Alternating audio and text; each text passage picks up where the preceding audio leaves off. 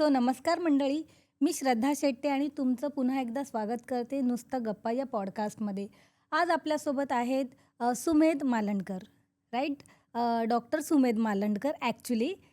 पण ते डॉक्टर असूनही त्यांचा इंटरेस्ट जो आहे थोडा वेगळा आहे. त्यांना इंटरेस्ट आहे इतिहासात. आपण त्यांचं पहिलं स्वागत करूया. हाय सुमेध. हॅलो. हॅलो. तुझं पहिलं तर खूप खूप खूप स्वागत आहे नुसतं थँक्यू. गप्पामध्ये. नमस्कार. मला सांग की तू MD करतो आहेस मायक्रोबायोलॉजीमध्ये, येस. राईट? तू डॉक्टर आहेस. पण मग तुझा इंटरेस्ट कसा काय जागा झाला हिस्ट्रीमध्ये किंवा इतिहासामध्ये? ओके. सो आता इतिहास आपल्या शाळेत तर असायचाच विषय. हो. बट शाळेत आपल्या जे शिकवायचे दॅट वॉज म्हणजे आपण इव्हेंट्स एवढे नाही शिकायचो त्याच्यात. आपण कसं त्याची थिअरी की हे का झालं, हे कसं झालं, याचे परिणाम काय झाले, आपण एवढंच शिकायचो. बरोबर. आता खरा बदल आला माझ्या चौथीच्या वेळी. मी ICSE मध्ये होतो. So okay. आमचा इतिहास मेनली ओव्हरऑल वर्ल्डची हिस्ट्री किंवा इंडियामध्ये पण मुघल सेंट्रिक किंवा ब्रिटिशांशी जो आपला संघर्ष झाला त्याच्यावर सेंट्रिक असायची. पण चौथीत मला स्कॉलरशिपची परीक्षा द्यायची संधी मिळाली. सो तेव्हा I was introduce to Chhatrapati Shivaji Maharaj. आपलं हो. चौथीचं जे पुस्तक असतं पुस्तक असतं, इतिहासाचं. बरोबर. So I was introduce to that. तेव्हा कळलं की अरे आपल्या महाराष्ट्रात एवढे थोर व्यक्ती होऊन गेलेत. हो. A man who change the history of Maharashtra. Right. म्हणजे महाराष्ट्र जो आधी फक्त गुलामगिरीत राहायचा त्याचा स्वाभिमान जागवला, त्याला एक स्वतंत्र राज्य केलं. सो ह्या सगळ्या गोष्टी जेव्हा मला कळल्या तेव्हा आय थॉट की चला थोडं आणखी वाचूया याच्यावरती. सो त्यासाठी माझ्या पेरेंट्सनी मला एक पुस्तक गिफ्ट केलं, बाबासाहेब पुरंदरेंचं राजा शिवछत्रपती. ओके. तो 2 भागातलं पुस्तक होतं. So they gifted it to me on my birthday. तर जेव्हा ते वाचायला चालू केलं तेव्हा मला कळलं की महाराज इज नॉट समवन ज्यांची कारकीर्द एका पुस्तकातून आपल्याला कळेल. बरोबर. One book is not enough to cover his accomplishments. आता महाराजांचा इतिहास वाचला, अफजल खान वध म्हणा, शाहिस्तेखानाची फजिती, पन्हाळ्याचा वेढा, शेवटी राज्याभिषेक. सो ह्या सगळ्या गोष्टींना वाटलं की आणखी पुढे आपण वाचलं पाहिजे यावर. हो. सो त्यानंतर मी माझ्या आजोबांना विचारलं. सो आजोबा मला गावच्या लायब्ररीत घेऊन गेले. तिथे मी एक मॅगझिन बघितली ज्याच्यावर नर्मदेच्या किनारी असणाऱ्या एका समाधीचं वर्णन होतं. हो. That is a relatively unknown samadhi, but that samadhi belong to one of the greatest commanders in the Maratha history. हो. थोरले बाजीराव पेशव्यांची समाधी. अच्छा. ती नर्मदेच्या किनारी रावरखेडी या गावी आहे. ओके. अँड जेव्हा मी ते वाचलं मला कळलं की Bajirao Peshwa was a man ज्यांनी उत्तरेत मराठ्यांचं एक्सपान्शन केलं. बरोबर. आता हे आपल्याला कोणत्या इतिहासाच्या पुस्तकात शाळेत तर नाहीच नाही शिकवत शिकवत. की आपल्याला कसं माहिती आहे की शिवाजी महाराज होते, महाराजांनी मराठा साम्राज्याची स्थापना केली, बट त्याच्या पुढचा काळ कसा होता ते आपल्याला कधी कळलंच नाही. बरोबर. सो तिथून मग मी पुढे अभ्यास चालू केला. मेनली बखर जी असते, bakhar is like a diary of that time, right. जिथे त्या इव्हेंट्सचा आपण रेकॉर्ड ठेवतो. ठेवतो. सो बखरींची स्टडी केली, सभासद बखर किंवा मराठ्यांची बखर, पुढे पेशव्यांची बखर. सो बखरींचा स्टडी केल्यावर मला कळलं की शिवाजी महाराजांचं जेव्हा निधन झालं 1680 मध्ये, तर त्याच्यानंतरच्या काळात धर्मवीर संभाजी महाराज आले. त्यांनी कसं साम्राज्याचं रक्षण केलं, त्यांचं बलिदान. त्याच्यानंतर राजाराम महाराज आणि तारा राणींचा स्ट्रगल, जेव्हा राजाराम महाराज थेट तमिळनाडूपर्यंत पोचले होते टू फाईट अगेन्स्ट द मुघल्स. नंतर तारा राणीने महाराष्ट्रातलं राजकारण कसं चालवलं, औरंगजेबाची डेथ जी महाराष्ट्रातच झाली, त्या सगळ्या गोष्टी. त्याच्यानंतर मग शाहू महाराजांची सुटका मुघल कैदेतून. नंतर मग आले पेशवे, बाळाजी विश्वनाथ भटांपासून ते दुसऱ्या बाजीरावापर्यंत. त्यात मराठा साम्राज्य आपल्या उत्कर्ष बिंदूला पोचलं. म्हणजे it didn't remain restricted to Maharashtra, महाराष्ट्राच्या बाहेर त्याच्या बॉर्डर्स पसरल्या. म्हणजे साऊथमध्ये म्हणाल तर कर्नाटक, तमिळनाडूमध्ये, आणि उत्तरेत मध्य प्रदेश, गुजरात, थेट दिल्लीपर्यंत आपण स्वारे केल्या. पण आपण तिथेच नाही थांबलो, त्याच्या पुढे जाऊन आपण अटकेपार भगवा फडकवला राघोबा दादांच्या नेतृत्वाखाली. त्यानंतर मग पानिपतचं युद्ध, पानिपतात आपली पराजय झाली, पण ती पराजय अशी साधी पराजय नव्हती. त्याने उत्तरेतलं राजकारण पूर्णतः बदलून गेलं. Abdali could no longer invade India after that. आणि त्याच्यानंतर महाडजी शिंदे, मल्हारराव होळकर, अहिल्यादेवी होळकर या सगळ्यांनी पुन्हा राज्याची घडी कशी बसवली. दक्षिणेत माधवराव पेशवे होते, त्यांनी कसं काय राज्य पुन्हा स्टेबिलाइज केलं. सो या सगळ्या गोष्टी पण आपल्याला बखरीतून वाचता आल्या. अँड इन दी एंड आपलं eventual conflict with the British, ज्यांना आपण पहिल्या युद्धात आपण हरवलं. डिस्पाईट देम बिंग मोर मॉडर्नाइज, त्यांच्याकडे बंदुका तोफा बेटर होत्या, बट आपल्या सैनिकांनी त्यांना पहिल्या अँग्लो मराठा वॉरमध्ये हरवलं, which was a major achievement. Right. त्याच्या आधी ब्रिटिश वेअर कन्सिडर इन्व्हिन्सिबल, की कोणी त्यांना हातच लावू हातच लावू शकत शकत नाही. बरोबर. बट मराठाज प्रूव्ड की नाही, हम भी उनको मुकाबला दे सकते हैं, we can break their army. First वॉरमध्ये आपण जिंकलो, but sadly second and third वॉरमध्ये इंटरनल डिव्हिजन्स, गद्दारी, हो. ऑल दॅट हॅपन्ड, आणि त्यामुळे इव्हेंच्युअली मराठा साम्राज्याचा अस्त झाला. बट जरी अस्त झाला, some of the states they remained till independence. For example ग्वालियरचे शिंदे म्हणा, किंवा इंदोरचे होळकर, सातारा आणि कोल्हापूरच्या छत्रपतींच्या गाद्या, बडोद्याचे Gaikwad, even Rani Lakshmibai. So all these were actually descendants of the Maratha साम्राज्य. त्यातल्या राणी लक्ष्मीबाईंचं तर कॉन्ट्रीब्युशन आपल्याला माहितीच आहे स्वातंत्र्य संग्रामात. बट काय बाकीचे जे राज्य आहेत ते even now they are prominent. आता even ministers and all they belong to some of the royal Maratha families, right. Like Scindias, they are very active even now. So तसं अभ्यास करून आय गॉट टू नो की Maratha history is not as simple as it appears to be. Right. There is a lot we can explore in this. Okay. So आपण history जाणून घेऊच, इतिहास पूर्ण. पण त्याआधी तू मला सांग की तू फिलिपिन्समध्ये जेव्हा अभ्यास करत होतास, तेव्हा तू तिकडे एक असोसिएशनची स्थापना बरोबर. केलीस, राईट? Yes. तर तिथे तू गणेशोत्सव सेलिब्रेट करत होतास, नवरात्री सेलिब्रेट करत होतास. तर काय तुझ्या म्हणजे त्याच्या मागचा थॉट काय होता, किंवा तुला काय इन्स्पायर केलं की तू तिकडे एक हिंदू कम्युनिटी स्थापन करून गणेशोत्सव आणि नवरात्री उत्सव तू तिकडे सेलिब्रेट करत होतास?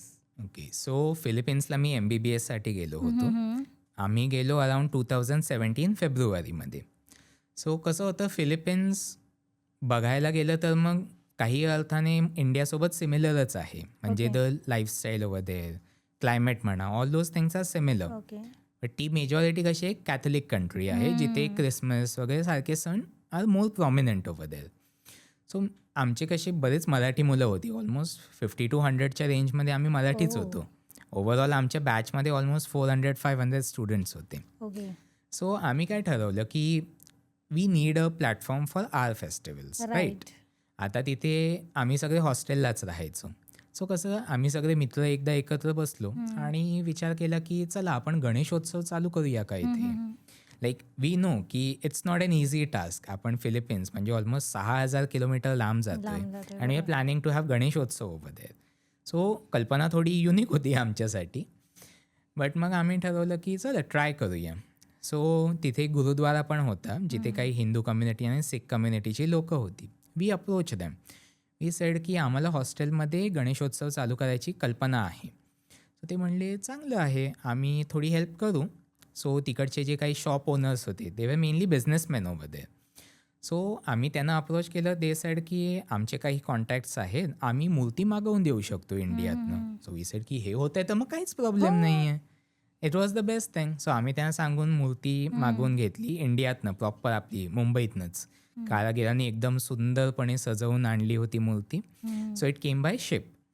सो आली. त्यानंतर तिथे गुरुद्वाऱ्यातनं आम्ही थोडे ते आता परिभांडी असतात किंवा ताम्हण असतं, कलश असतं, ते आम्हाला तिथून मिळालं. हो. आणि तिथे इंडियन स्टोअर होतं, तिथून अगरबत्ती म्हणा किंवा धूप, कापूर, तेल, तूप, कापूस, या सगळ्या गोष्टी आम्हाला तिथून मिळाल्या. गार्डन्स होते तिथे, गार्डन्समधनं आम्ही परवानगी घेऊन तिकडनं जास्वंदाची फुलं, ते सगळं आम्हाला दुर्वा, मिळालं. हो. सो दुर्वा तर बेस्ट. आमच्या हॉस्टेलमध्ये जे लॉन होतं तिथे अशीच असायची. हो. No one paid any attention to that. So आम्ही म्हणलं अरे आहे दुर्वा इथे तर, सो काहीच प्रॉब्लेम नाही. हो. सो ते सगळं केलं आणि आम्ही तिथे 10 दिवस गणेशोत्सवाची स्थापना केली. सो गणपती चालू व्हायच्या काही 4-5 दिवसांआधी आम्ही सगळी मुलं एकत्र यायचो. We use to set up everything. म्हणजे प्रॉपर असं मंडप वगैरे बांधून डेकोरेशन्स, आर्ट वर्क सगळं करून आम्ही ते स्थापित केलं. जेव्हा चतुर्थीचा दिवस असतो तेव्हा पूर्ण शास्त्रोक्त पूजा करून आम्ही प्राणप्रतिष्ठापन केलं. आरत्या, प्रसाद, लाडू, मोदक, पेढे सगळं आम्ही केलं तिथे. आणि रोज जे 10 दिवस करायचो, सकाळी आरती व्हायची, संध्याकाळी आरती व्हायची. आणि शेवटच्या दिवशी आम्ही महाप्रसाद सुद्धा ठेवला होता in association with the hotels over there. Indian restaurants होते, सो त्यांना आम्ही ऑर्डर द्यायचो आणि पुरी भाजी, मसाले भात, मोदक सगळं म्हणजे नाईस. पूर्ण महाप्रसाद ऑलमोस्ट 600-700 लोक जेवून जायची तिथे. हो, रिअली? सो म्हणजे कसं होतं ना, की विदेशात सुद्धा आता टिळकांनी कशासाठी स्थापित केलं होतं, की बरोबर. लोक युनायटेड राहावी, हो, विचारांची देवाणघेवाण व्हावी. हो. So all those things we manage to do over there in Philippines as well. गणेशोत्सवाच्या माध्यमातून हे सुद्धा आम्हाला साध्य करता आलं. बरोबर. Nice, nice. आणि ठीक आहे. ॲक्च्युली खूप म्हणजे काय म्हणतात त्याला, खूप डिफिकल्ट असं आहे बाहेरच्या देशात राहून आपली संस्कृती तिकडे जपणं आणि आपला जो सण आहे तो सेलिब्रेट करणं. Really appreciate thank you. To you and your team. Thank you. तर आपण पुढचा क्वेश्चन घेऊया आता. 2 क्वेश्चन झाले सुरुवातीचे. आता आहे तुझं इतिहासाशी पहिलं कनेक्शन. म्हणजे तुला कधी वाटलं की मला खूप इंटरेस्ट आहे आणि तू सुरुवात केली रिसर्च करायची? सुरुवात तर रिसर्चची झाली शाळेच्याच दिवसांपासून. मगाशी तू बोलला 4थी पासून. हो. सो तिथेच झालं. आता राजा शिवछत्रपती जे पुस्तक आहे पुरंदरे सरांचं, त्यात मी खऱ्या अर्थाने इतिहास काय आहे ते समजलं. ओके. सो म्हणजे त्याच्यात कसं आहे ना, की in that they have explain history like a story. म्हणजे गोष्टीसारखं, की असं नाही की काही असं ज्ञान देता येत असं नाही, but like your interacting with the people, making them understand की व्हॉट हिस्ट्री इज. सो तिथून शिकलो.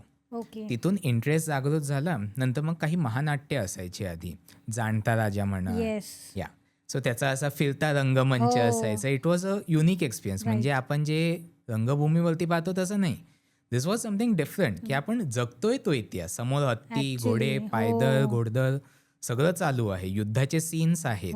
तो आग्र्याच्या दरबाराचा सीन, अफझल खान वधाचा सीन, सगळं काही आपण ते तिकडे बघतोय. सो दॅट वॉज लाईक की अरे आपण इतिहास नुसता हे नाही वाचायचा, आपण बघतोय तो. सो यू अंडरस्टँड मोर की how things were at that time. आणि तिथे तुझा इंटरेस्ट वाढत गेला. इंटरेस्ट वाढत गेला तिथे. त्यानंतर मग धर्मवीर संभाजी महाराजांवरती पण नाटक होतं असंच. सो ते सुद्धा आम्ही पाहिलं. त्यात पण आपल्याला कळलं की Sambhaji Maharaj is a person who is not known to many Marathi people. Right. आपल्याला माहिती आहे की धर्मवीर संभाजी महाराज होते, त्यांनी बलिदान दिलं, पण त्यांच्या कारकिर्दीत काय काय झालं, जशी बुऱ्हाणपोराची लूट म्हणा, किंवा मग जंजिऱ्याच्या सिद्धीसोबतचा झालेला स्ट्रगल, गोव्यावरची त्यांची स्वारी, त्यांचे शेवटचे दिवस, औरंगजेबाच्या कैदेत असताना त्यांचे झालेले हाल, या सगळ्या गोष्टी आपल्या त्या नाटकातून एक आयडिया आली की ओके, हे पण आपल्याला माहिती पाहिजे. म्हणजे एवढा थोर राजा होऊन गेलाय, शिवाजी महाराजांचे वंशज, आणि त्यांनी एवढं मोठं बलिदान दिलं आपल्या देशासाठी, and still we don't know the details about him. So that was a motivation की आपण यांच्याबद्दलही जास्त जाणून घेतलं पाहिजे. त्यानंतर मध्ये टी व्हीवरती पण कधी कधी सिरियल्स असायचे. एक बाजीराव मस्तानी म्हणून एक सिरियल यायची मराठीमध्ये. सो तिथे कळलं की अरे बाजीराव पेशवे पण आहेत, लेट्स रीड अबाउट हिम. त्यांच्यासोबत मल्हारराव होळकर, राणोजी शिंदे, पिलाजी जाधवराव अशी थोर मंडळी आहे. बरोबर आहे. But why don't we know about them. So तिथे आणखी हे मोटिवेशन मिळालं की नाही, आता तर या सगळ्यांबद्दल जाणूनच घ्यायचं आहे. सो कधी इंटरनेटवरनं, कधी लायब्ररीजवरनं, इंटरनेट आर्काइव्स असतात, तिथून मी बुक्स डाउनलोड करायचो. आता काही जे जुने पुस्तक आहेत, those are something which we don't get routinely. So त्याचे मी PDFs काढले, त्यांची स्टडी केली, त्याच्या नोट्स काढल्या. म्हणजे सगळा शाळेचा अभ्यास वगैरे चालूच होता side by side, but this was my hobby. म्हणजे इव्हन 10वी-12वीच्या बोर्ड एक्झाममध्ये सुद्धा मी हेच वाचत बसायचो. मग त्याचा इम्पॅक्ट तुझ्या स्टडीवर पडला कधी? स्टडीवरती अजिबात नाही. Study was always perfect at all times. But हे म्हणजे कसं आहे ना की एक एस्केप होतं की ठीक आहे, स्टडी आपल्या रुटीन चालतंय, but this is something new. काय आपल्याला त्या काळात काय झालंय ते कळतंय. तो शान जो होती, तो थाट होता, तो पराक्रम जो होता, we get to know all that by studying this. Nice, interesting. आता मला सांग की ग्रीक, जापानी, पर्शियन आणि आपली भारतीय इतिहास जे आहे त्याच्यापैकी तुझं फेवरेट काय आहे? आता that is a difficult question. म्हणजे असं आहे की तुम्ही 56 भोग ठेवलेत आणि विचारताय कोणतं फेवरेट आहे. सो व्हॉट हॅपन्स इज की आता आपण जेव्हा प्रत्येक राज्याचं बघतो, every one of them has their own speciality. आता काही काही यांच्यावरती मूवीज आहेत. फॉर एक्झाम्पल ग्रीकवरती द 300 मूवी होता अबाउट द बॅटल ऑफ थर्मोपिली. त्यानंतर आपलं जर आपण पर्शियाचं म्हणलं तर थोडी आयडिया आपल्या बेसिक प्रिन्स ऑफ पर्शिया वगैरे मधनं एक आयडिया येते की येते, कसं हो. सेटअप असेल तेव्हा. सो त्यात पण मी वाचायला गेलो. ग्रीसबद्दल म्हणायचं तर ते झर्क्झिस सोबतचं युद्ध, हो. Battle of Thermopylae, battle of Marathon, battle of Salamis, म्हणजे ह्या पण काही अशा गोष्टी. आता जसं आपल्याकडे पावनखिंडीचा संग्राम आहे तसंच ग्रीसमध्ये 300 मध्ये Right. थर्मोपिलीची बॅटल हो, होती. हो. म्हणजे मुठभर सैनिकांनी एका प्रचंड शत्रूला अडवलं. Which is not a easy task. तर बाजीप्रभू देशपांडेने पण जो पराक्रम केला इथे पावनखिंडीत हो. आणि लिओनायडसने जो थर्मोपिलीला केला, हो. We can find a lot of similarities in that. Actually. So ते काही प्रसंग असे असतात ना की आपल्याला त्यात पण इंटरेस्ट येतो. प्लस काही गेम्स, आता असासिन्स क्रीड आपण म्हणतो हो. गेम आहेत, सो त्याच्यातून आपल्याला हिस्ट्रीच्या काही History गोष्टी कळते, कळतात. हो. आता असासिन्स क्रीड ओडिसीमधनं ग्रीक हिस्ट्री करते, ओरिजिन्समधनं रोमन हिस्ट्री आणि इजिप्शियन हिस्ट्री करते. सो ह्या सगळ्या गोष्टी मिळून आपल्याला एक आयडिया येते की how things were at that time. आणि जपानचं तर आपली samurai history is well known to every one. Yes. Samurai म्हणजे एक legendary class of warriors. Right. म्हणजे जसे आपले मावळे तसे त्यांचे सामुराई होते. Samurai, right. सो त्यात पण आपण जर बघितलं तर मग even they had many major battles. त्यांच्यात पण असे नॉट एक्झॅक्टली गणिमिका बट ॲम्ब्युशस वगैरे ते पण त्यांच्यात कॉमन असायचे. सो त्यातून पण बाकी सगळ्या गोष्टींचा पण एक आपल्याला आयडिया आहे ना, we learn to appreciate history more by that. Right. So आता आपण ओव्हरऑल तुझा जो इंटरेस्ट आहे त्याच्याबद्दल भरपूर माहिती घेतलेलीच Yes. आहे. तर आता आपण वळूया आपल्या ॲक्च्युअल हिस्ट्रीकडे, म्हणजे छत्रपती शिवाजी महाराजांच्या आधीच्या इतिहासाकडे. ओके. सो तू थोडं ब्रीफली एक्सप्लेन कर की महाराजांच्या आधी कसा इतिहास होता. ओके. सो महाराजांच्या आधी महाराष्ट्र वॉजंट रूल्ड बाय आपले लोक in the immediate background.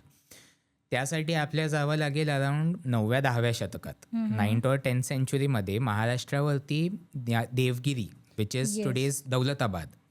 So देवगिरीला यादव म्हणून एक साम्राज्य होतं. Right. So the Yadavs of Devagiri they claim to descend from Shrikrishna. म्हणजे जसे द्वारकेचे यादव Right. तसे देवगिरीचे यादव, तसं त्यांचं क्लेम होतं. हो. आणि it was a predominantly Hindu state. आणि त्यांचं कसं असायचं ना, it was always at war with the neighbours.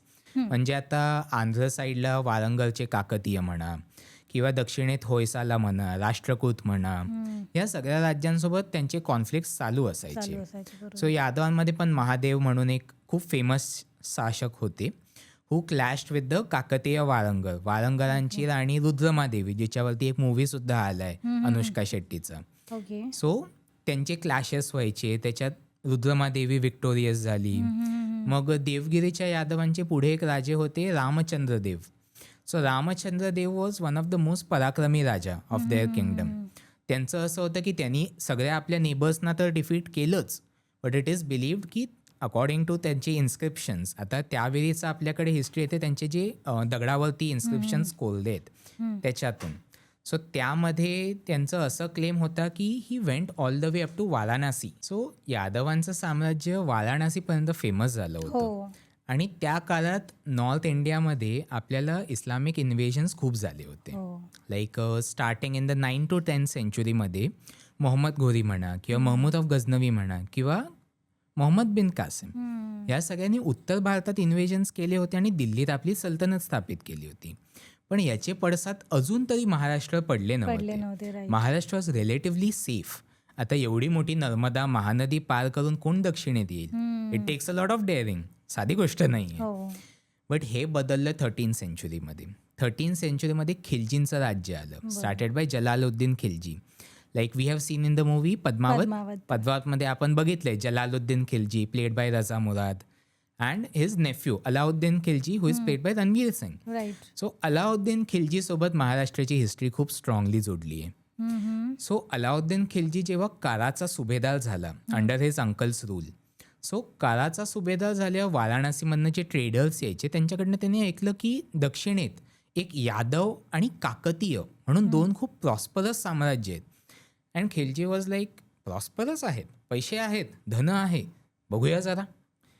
त्या माणसाने काय केलं, त्याने काही मोठी फौजफाटा नाही केला, फक्त 8,000 घोडस्वार only a cavalry force of 8,000 करून तो दक्षिणेत आला.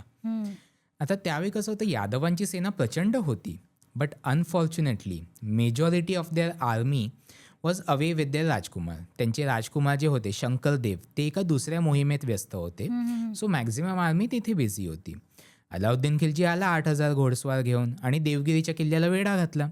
आता जे राजे होते रामचंद्र देव, सो ही वॉज लाईक की यांच्यासोबत मी आता तर नाही लढू शकत, किल्ल्यात एवढे फौज नव्हत्या. So they could not fight in that condition, right.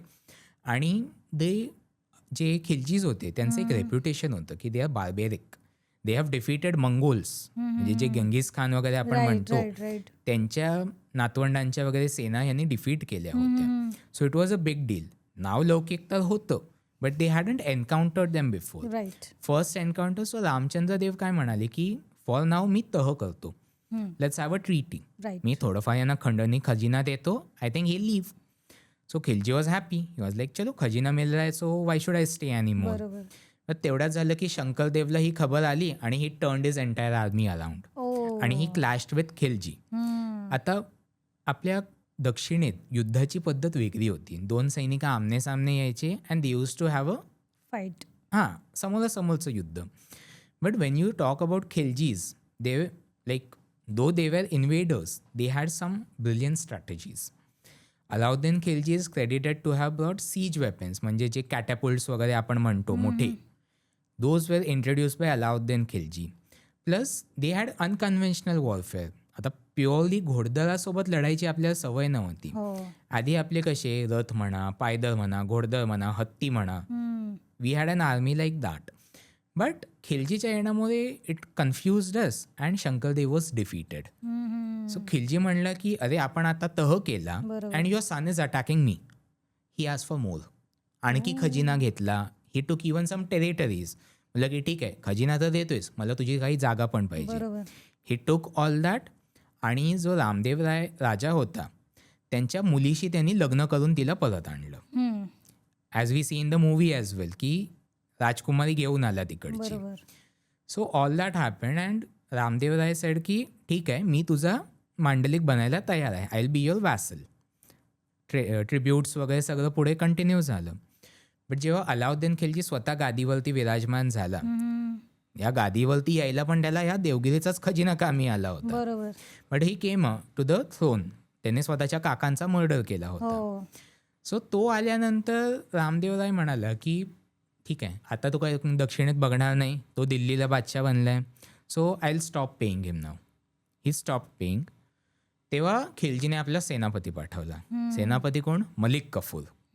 Malik Kafur होता एक सिंपल गुलाम. Nothing special about him in the beginning, but slowly due to his military talents, his political talents, तो खिलजीच्या इनर सर्कलमध्ये आला and soon he became the वजीर of the empire. So that is one of the highest positions which is available.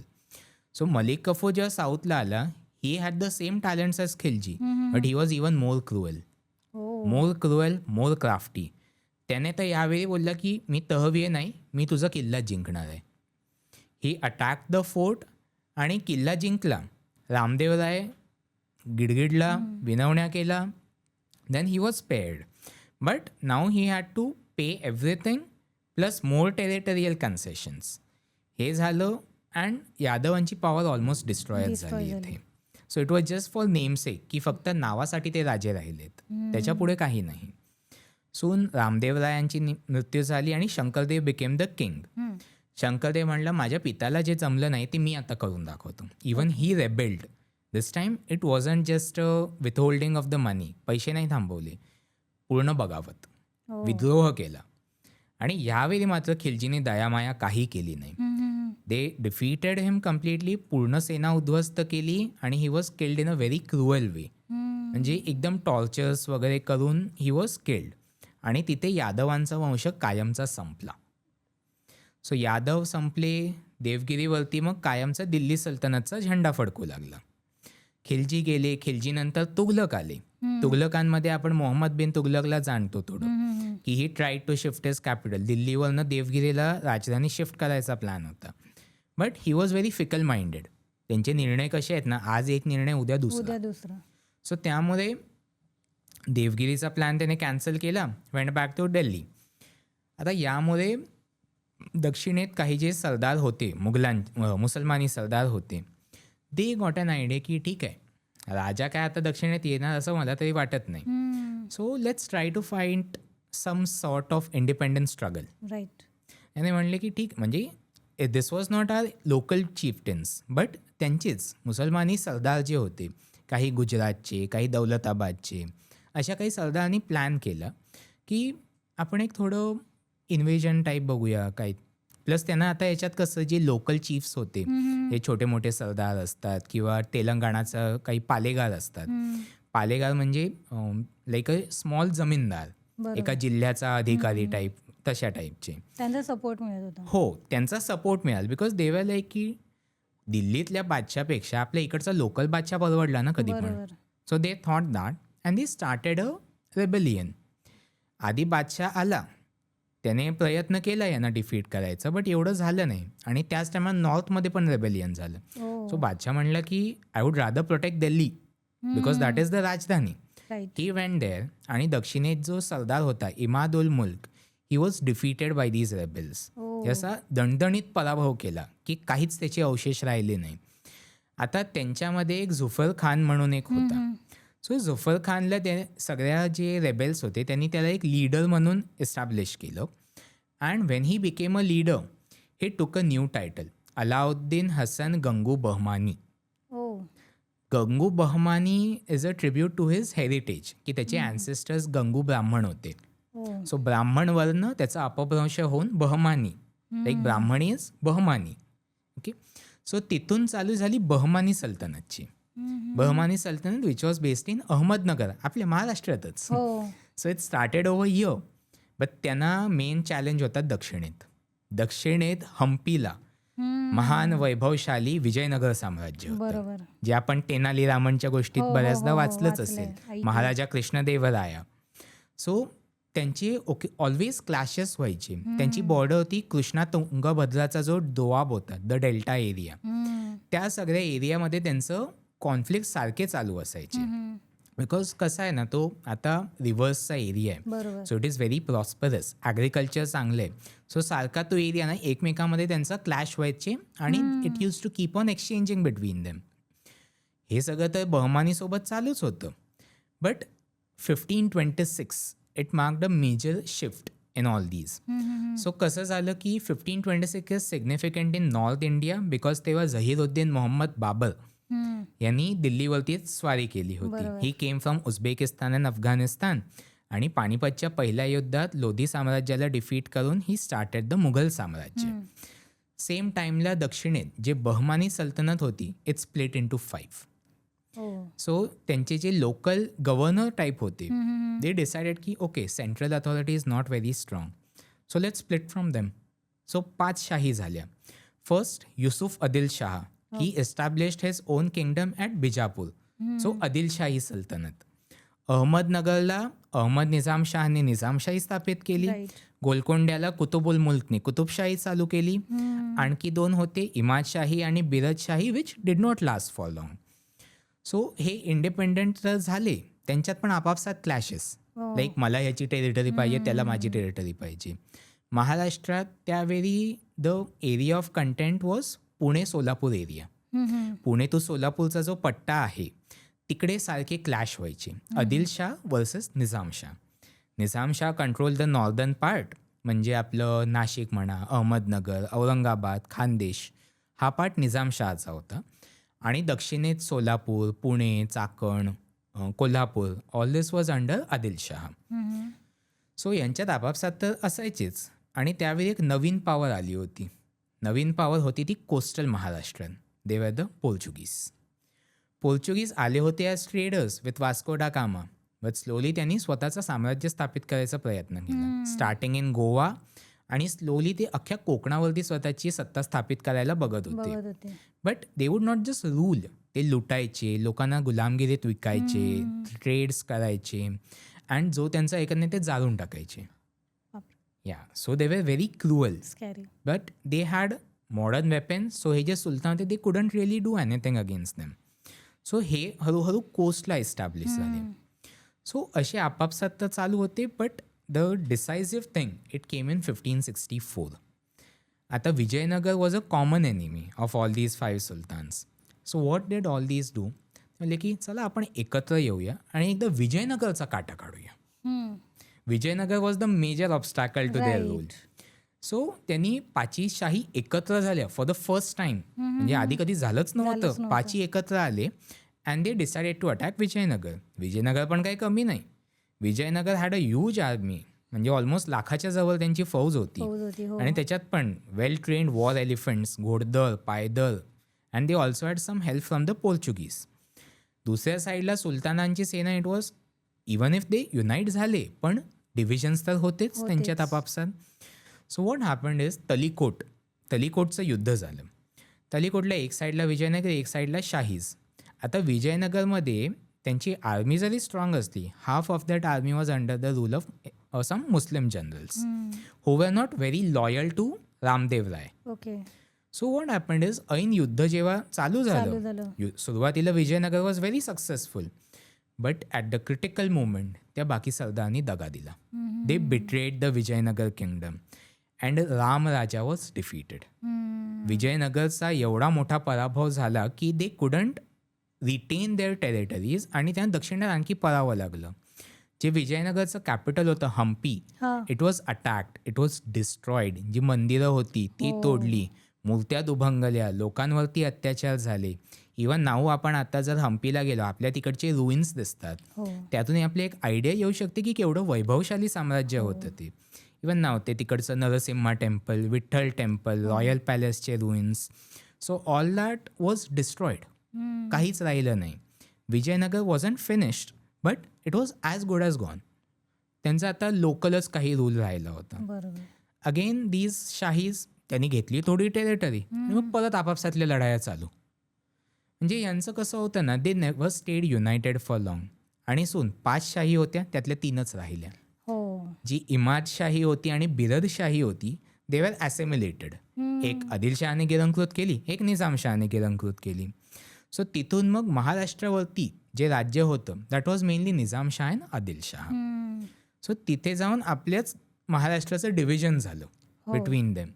आणि डिव्हिजनमुळे कसे आपले जे locals होते, even they became divided in their loyalties. आता मराठ्यांचा उपयोग ह्या शाहींना खूप व्हायचा. मराठाच कसे शेतकरी बाय ऑक्युपेशन, बट गरज पडली तर कडक योद्धा. म्हणजे असं की डोंगरात लढायचं म्हणा, नदीच्या इथे लढायचं म्हणा, किल्ल्यांवर लढायचं म्हणा, Maratha is ready to fight everywhere. हे स्किल त्या बादशहाने नीट हेरलं. ते न्यू की आपल्या जे इथे राज्य करायचं, we need their help. So कसं झालं की आपल्या मराठ्यांची काही घराणी होती. आता घराणी पण दोघांमध्ये स्प्लिट झाली.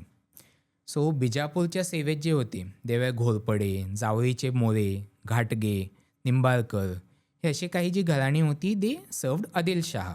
आता त्यात मोरेज वर व्हेरी फेमस. त्यात जावळीचा जो भाग आहे म्हणजे सध्याचं वाई, रायगड, प्रतापगड एरिया, सो त्या एरियामध्ये काही रेबेल्स होते. सो मोरेजनी त्या रेबेल्सना डिफीट केलं फॉर द सुलतान.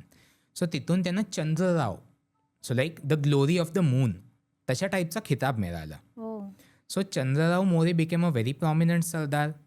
त्यात बाकीचे पण जे होते त्यांनी पण आता घोरपडेवर ओरिजिनली भोसलेच, पण एक किल्ला जिंकताना त्यांनी घोरपडीच्या मदतीने किल्ला सर केला होता. सो घोरपडीची मदत घेतली, सो घोरपडे तशी नावं पडली. आता पण आपण जे बघतो Patil, Kulkarni, Killedar, Gadkari, these were not just surnames, these were titles. Patil गावाचं हेड, गडकरी किल्ल्याचा head. So all these were post which soon became hereditary surnames. So तसं मराठ्यांचं हे होतं. आता हे झालं बिजापूरचं. आपलं टॉपिक ऑफ इंटरेस्ट म्हणजे जिथे आपल्या इतिहासाची खरी सुरुवात होते, that started at the court of Nizamshah. निजामशाहीत 2 मातब्बर मराठा सरदार होते. वन सिंदखेडचे जाधवराव आणि सेकंड वेरूळचे भोसले. सो आता सिंदखेडचे जाधवराव आणि वेरूळचे भोसले हे 2 प्रमुख घराणी होती. सुरुवातीला जाधवरावांचा दबदबा फार जास्त होता. दे क्लेम्ड की दे वर डिसेंडंट फ्रॉम देवगिरीचे यादव. आपण आधी ज्यांच्याबद्दल डिस्कस केलं, डिस्कस केलं बरोबर. सो देवगिरीच्या यादवांचे हे स्वतःला वंशज म्हणायचे. आणि पराक्रमही तेवढाच. त्यांचे जे सरदार होते लघुजी जाधवराव, जे जिजाऊ आईसाहेबांचे पिताश्री, बरोबर.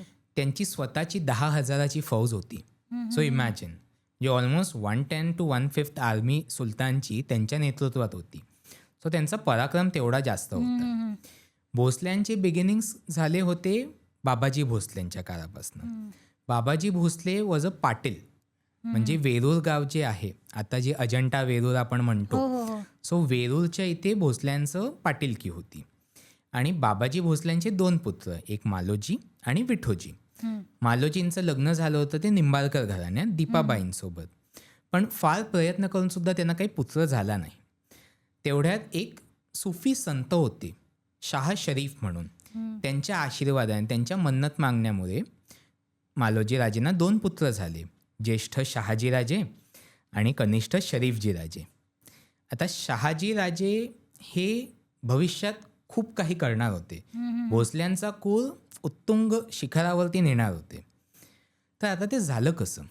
मालोजी राजे आधी जाधवांच्या सेवेत होते, तिथून ते निजामशाहीच्या सेवेत गेले. एकदा सुदैवाने, दैवाचा चमत्कार म्हणा किंवा नशीब म्हणा, पण मालोजी राजेंना एक फार मोठा खजिना सापडला. आता खजिना सापडल्यामुळे जे वेरूळ छोटं गाव होतं त्याचं त्यांनी नगरात रूपांतर केलं. इरिगेशन, ॲग्रिकल्चर, मिलिटरी सगळं काही त्यांनी स्ट्रेंथन केलं. तर निजामशाह पण बघत होता की अरे हे भोसले डेव्हलप होत आहेत, I think they have calibre.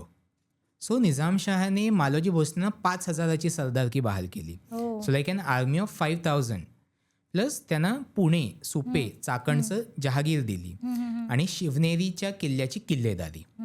So एका गावाच्या पाटीलकीपासनं they became a very major सरदार.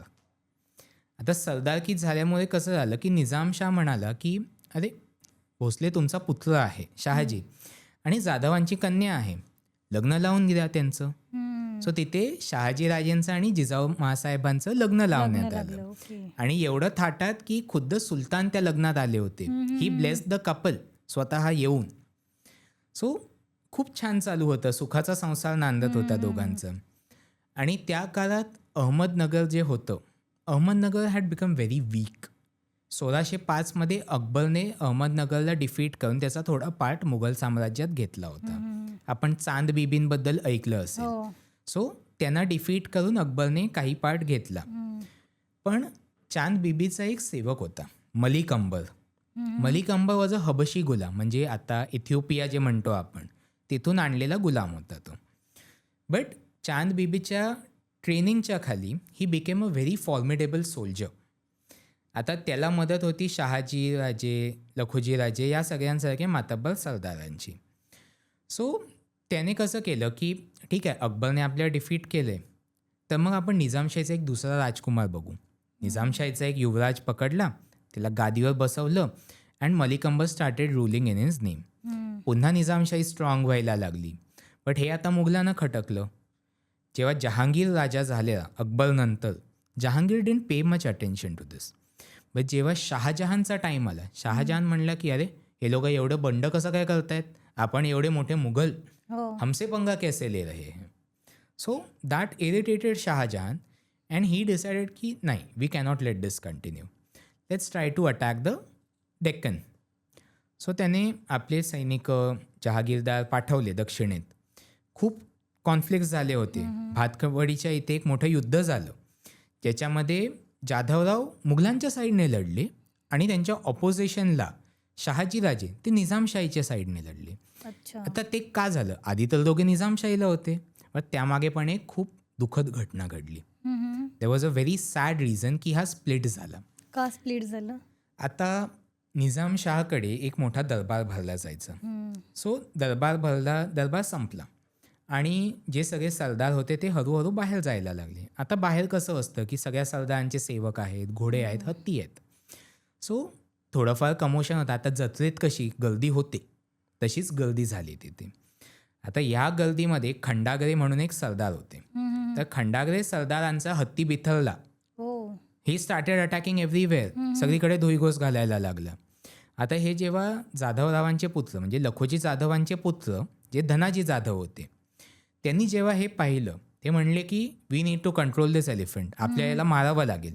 त्यांनी आणि त्यांच्या सैनिकांनी तलवारी उपासल्या आणि हत्तीवर चाल केली की we will kill this elephant, this is out of control.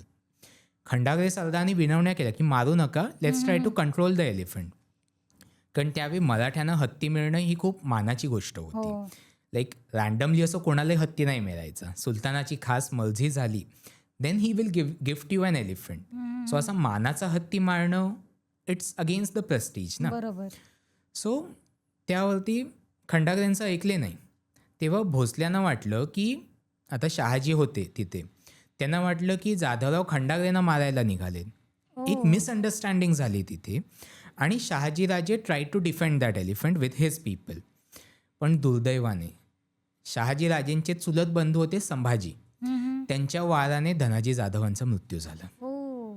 जे स्वतःच्याच घरचं असं दुर्दैव झालं. तेवढ्यात लखुजी जाधवराव पुढे निघाले होते त्यांच्या हत्तीवरनं. त्यांना खबर आली की तुमचा मुलगा भोसल्याने मारला. आता भोसले यांचे जावई, पण पुत्राचं निधन झालं असं. लखुजी जाधवराव चिडले. त्यांची तळपायाची आग मस्तकात गेली. तिथून परत फिरले ते. गेले तिथे बघितलं तर स्वतःचा मुलगा तिथे रक्तबंबाळ पडलेला आहे आणि समोर उभं तर कोण, स्वतःचा जावई शहाजीराजे. लखुजी जाधवरावांनी पाहिलं नाही की माझा जावई आहे का कोण आहे. त्यांनी हल्ला केला. शहाजीराजे आणि लखुजी जाधवरावांमध्ये आपापसात लढाई झाली. शहाजीराजे जखमी होऊन मूर्छित पडले पण जिवंत होते. लखुजी जाधवरावांची नजर गेली संभाजी भोसलेंकडे. लेकी हा आहे ना, याला मारतो. त्यांनी संभाजीराजेंवर चाल केली आणि संभाजीराजे तिथे गतप्राण झाले. म्हणजे भोसले कुळाचा आणि जाधव कुळाचा दोघांचा पुत्र त्या निजामाच्या महालासमोर दोघे मरण पावले. चूक दोघांचीही नाही, एक साधी मिसअंडरस्टँडिंगमुळे दोन्ही कुळांमध्ये कायमचा वैर झाला. पण आता ह्या जिजाऊनी काय करावं? काय केलं? त्यांच्या माहेराचं पण गेलंय, त्यांच्या सासरचं पण गेलंय. ते घेणार तर कोणासाठी स्टँड घेणार? शी वॉज कॉन्फ्लिक्टेड इन दिस. म्हणजे किती प्रयत्न करावे. त्यांनी प्रयत्न केले की आपल्या पित्यामध्ये आणि पतीमध्ये काहीतरी मिलन व्हावं, बट शी वॉज अनसक्सेसफुल. आणि जाधवरावांना आता वाटलं की नाही, आता आपला खूप अपमान झाला निजामकडे. So he went over to the Mughals. आणि मुघलांनी त्यांना 10,000 वरनं 15,000चं सरदार केलं. Mughals always rewarded those who will come to them. So जाधवरावांना तिथे अवॉर्ड केलं त्यांनी. तर आता हे आपापसातलं युद्ध झालं पण यात निजामशाह जिंकला. सो मुघलांनी टेम्पररी शांत घेतलं. म्हणलं की ठीक आहे, we need to plan again, आपल्या बेटर प्लॅन करावी लागेल. आणि काही काळ शांती राहिली. मग झालं असं की 1626 मलिक अंबर गेला. आता Malik Ambar was the one जो निजामशाहीला स्टेबल ठेवलं होतं. त्याच्या निधनानंतर निजामशाही अगेन बिकेम अनस्टेबल. आणि त्या काळात शहाजीराजेंना पण वाटलं की I am not respected here. He went over to Adilshahi. त्या काळी महाराष्ट्रात आता 3 प्लेयर्स होते, Mughal, Adilshah, Nizamshah. So Shahajiraje went over to Adilshahi.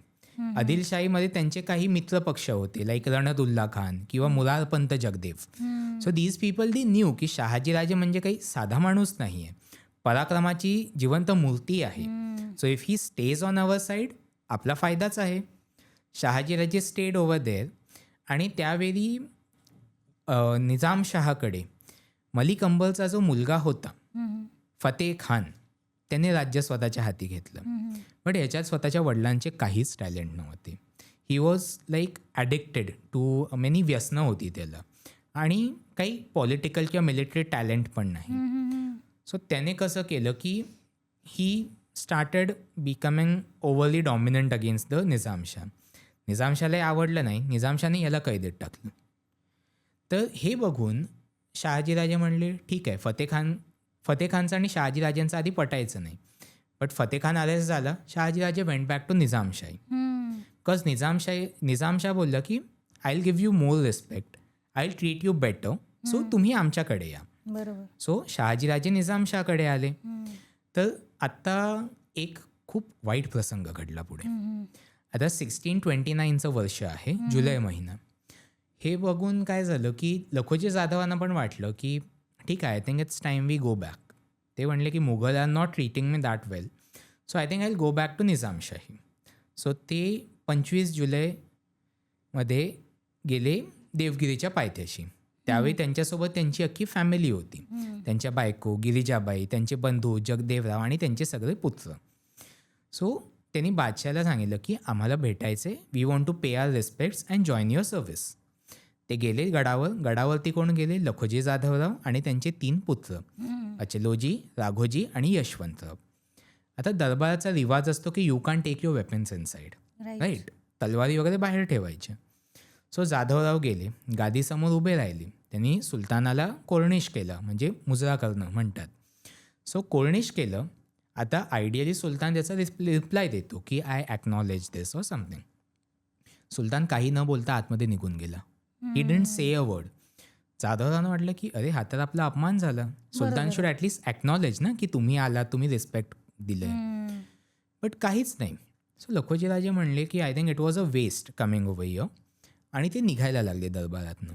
तेवढ्यात दरबारात जे सगळे दरबारी होते, निजामशाहचे सरदार, सगळ्यांनी आपल्या तलवारी काढल्या आणि त्यांनी शस्त्र जाधवरावांवरती सगळे तुटून पडले. बापरे. जाधवरावांकडे काही शस्त्र नाही, फक्त कमरेवरती एक छोटीशी कट्यार असते, लाईक अ नाईफ. ती वापरून ते हे ट्राईड टू फाईट की म्हणजे चला माझी मुलं तरी जगू द्या, कोणीतरी इकडनं निघू द्या. No one manage to survive. जाधवांच्या 2 पिढ्या, पिता आणि पुत्र, सगळे तिथे मारले गेले. This incident came as a massive shock. समग्र महाराष्ट्रात त्याचे पडसाद दिसायला लागले. तर Jadhavrao was the strongest Maratha sardar at that time. म्हणजे ज्याची 15,000ची फौज आहे. If he can be killed in this way by Nizamshah, what is to happen to us? बरोबर. जिजाऊंचं तर माहेरच पूर्ण उजाडून गेलं या घटनेमुळे. आणि ही गोष्ट शहाजीराजेंना पण खटकली. ही सेड की कसे पण असू दे, होते माझे सासरे, पराक्रमी होते, he didn't deserve to die in such a way. So तेव्हा शहाजीराजे म्हणले की नाही, enough is enough, I don't think I can continue here. त्यांनी निजामशाही सोडली and decided to go over to Mughals. मुघलांकडे जेव्हा जायला निघाले तेव्हा हे आदिलशहाला पण नाही पटलं. आदिलशाह सेड की हा मुघलांकडे चाललेत, ठीक आहे, लेट्स अटॅक हिज होम. तेव्हा मुरारपंत जगदेवानी पुण्यावरती स्वारी केली आणि अख्खं पुणे शहर धुरधान केलं. जाळून टाकलं, भिंती वगैरे सगळ्या पाडून टाकल्या, पुणे बेचिराग केलं. म्हणजे पीपल डिडंट इवन बिलीव्ह की there was something existing over here. सगळं काही तोडून फोडून टाकलं. शहाजीराजे मुघलांच्या सेवेत गेले आणि तिकडे त्यांना चांगलाच रिस्पेक्ट दिला आणि मुघल सेड की ठीक आहे, आम्ही तुमचं जहागीर तुम्हाला परत मिळवून देऊ. आता तेवढ्यात झालं काय की politics is a lot of complicated thing. Right. दक्षिणेत फतेखान बाहेर आला. त्याने त्या जो आधीचा निजाम होता त्याला कैदेत टाकलं आणि एक दुसरा युवराज उभा केला की याच्या नावावर मी राज्य करतो. आणि त्याने मुघलांसोबत संधी करायचं ट्राय केलं. ही सेड टू मुघल्स की आपण फ्रेंडशिप ठेवूया, you defend us, we will pay your tribute. तसं झालं. आणि मुघलांनी पण काय केलं, जे जहागिरी शहाजीराजेंना प्रॉमिस केलं तेच फतेखानला दिलं. सो शहाजीराजे फेल्ट की no, this is a betrayal, not acceptable. की तुम्ही मला एक शब्द दिला बट तुम्ही असं का करताय मग. So Shahajiraje then went over to the Adilshahi. आदिलशाहीला गेले, तिथे त्यांचे फ्रेंड्स होते रणतुल्ला खान, त्यांनी त्यांना सपोर्ट केलं. सो ते सगळं झालं आणि मग काही काळानंतर मुघलांनी अटॅक केलं दक्षिणेत. तेव्हा आदिलशाहने फतेखानला ट्राय टू कन्व्हिन्स की तू मुघलांना सामील नकोस, let's unite. It's a very complicated thing that use to happen. आज मुघल आदिलशाह एकत्र, उद्या मुघल निजामशाह एकत्र, आज आदिलशाह निजामशाह एकत्र. So this was a lot of complicated thing which happened. So त्याच्यात मग फतेखान म्हणलं ठीक आहे, आदिलशाह मला सपोर्ट करतो तर I will not go to Mughals. हे मुघलांना पटलं नाही. मुघलांनी देवगिरीला अटॅक केलं आणि 1633 देवगिरी काबीज केली. Fatekhan was defeated, he was sent as a prisoner to Gwalior. आता शहाजीराजेंनी जेव्हा हे बघितलं, he found an opportunity. He said की Nizamshah is as good as dead, so what if I try to revive it by acting as the whole and sole of this. शहाजीराजेंनी एक दुसऱ्या ब्रांचचा एक प्रिन्स बघितलं, मुर्तुजा निजामशाह. सो मुर्तुजाला त्यांनी गादीवर बसवलं and he allied with Adilshah. त्यांनी मुर्तुजाला गादीवर बसवलं, he became the wazir and the regent. So तिथून कसं झालं की Shahajiraje suddenly from a simple jagirdar he became the second most powerful person in Nizamshahi. Right. एक मॅसिव्ह शिफ्ट. आणि he was supported by many Maratha sardars in this. घाटगे, Mohite, Ghorpade, all these sardar supported him. Even बिजापूरचे Murarpant Jagdev came to the coronation. Okay. He came to the Nizamshahi Darbar and said ki Adilshahi Nizamshahi साथ साथ. We will fight together. Now this was a major ego blow to Mughals. Shahjahan couldn't tolerate this. So यावेळी शहाजहानने properly plan करून armies केल्या. He made 3 armies. पहिली army under Shaista Khan which will come from the north and attack the Nashik area. Second army under Khan Doran which will attack the जो घाटमाथा आहे all that area. And third army under Khan Zaman which will block Bijapur. So अशा 3 आर्मीज केल्या. उद्देश काय? पहिली army शहाजीराजेंचे किल्ले घेणार, दुसरी आर्मी त्यांचा जो जमिनीवरचा मुलूक आहे लाईक सिटीज अँड टाउन्स ते घेणार, आणि तिसरी आर्मी आदिलशाह आणि कुतुबशाहला ब्लॉक करणार. सो अशा 3 आर्मी उभ्या राहिल्या. शहाजीराजे ट्राईड, बट झालं कसं की तेव्हा बिजापूरमध्ये एक मेजर पॉलिटिकल शिफ्ट झाला. जे शहाजीराजेंना सपोर्ट करत होते लाईक मुरारपंत जगदेव अँड खवास खान, यांची party was thrown out of power. Khawas Khan was assassinated and Murarpant Jagdev was captured. त्यांची जीप कापली आणि त्यांची अख्ख्या बिजापूरमध्ये धिंड काढून त्यांना मारून टाकलं. सो आता सुलतानाला ॲडवाईस करणारी लोक बदलली. सो दे सेड की we would rather ally with the Mughals. आपण मुघलांचा साथ देऊ. शहाजीराजेंचा मेजर सपोर्ट गेला, बट शहाजीराजे इथे खचले नाही. ही स्टील कंटिन्यूड. गनिमी कावा लढायचा प्रयत्न केला.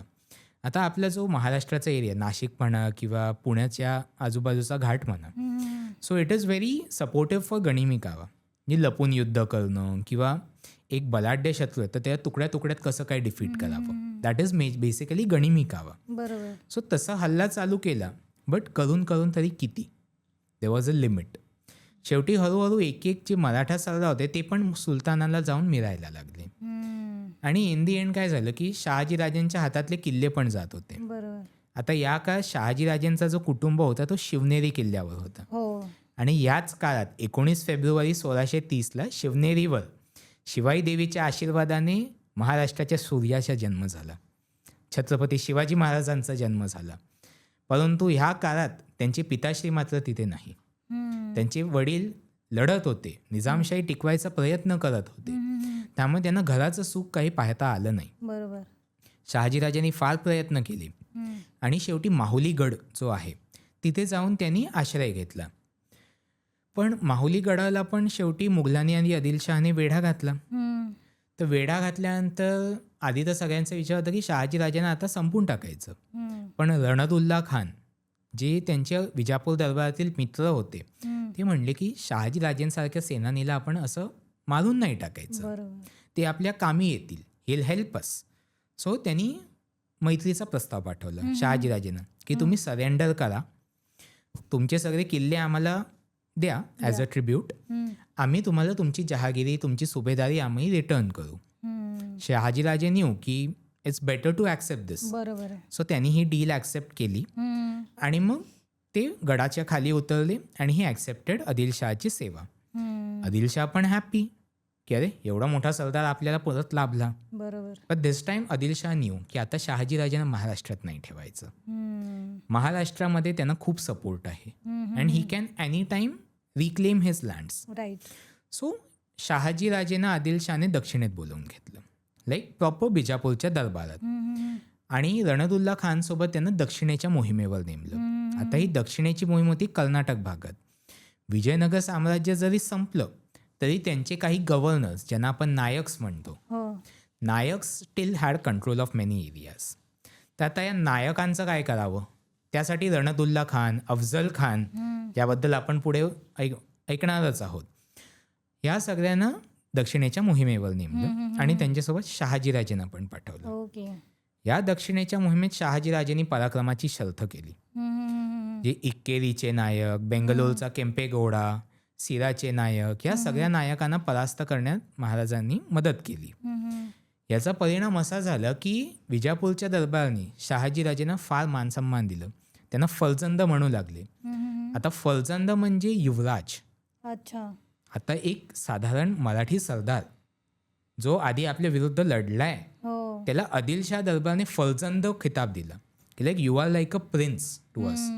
आणि 1644 मध्ये जेव्हा आपण आदिलशाहचं कम्युनिकेशन्स बघतो लेटर्स, तेव्हा फलजंद सोबत त्यांना महाराज सुद्धा म्हणलंय. हो. आता फलजंद किताब बाकी सरदारांना पण मिळायचा, पण महाराज हा पहिलाच किताब होता जो फक्त शहाजीराजेंना मिळाला. ओके. बाकी कोणत्याही मराठा सरदाराकडे तसला किताब नव्हता. सो दॅट एक्सप्लेन्स की शहाजीराजेंना काय मान होता. He wasn't any ordinary sardar. He became a very strong and well established commander.